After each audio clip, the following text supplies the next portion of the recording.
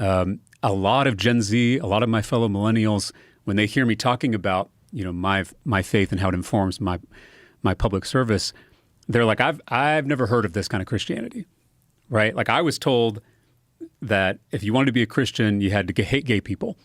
If you wanted to be a Christian, you had to want to control women. If you wanted to be a Christian, you had to reject science. And so when Gen Z and when millennials were faced with that choice, it was a pretty easy choice for them, right? They chose their gay friends. They chose women's rights. They chose believing in science. And that, in my opinion, was always a false choice.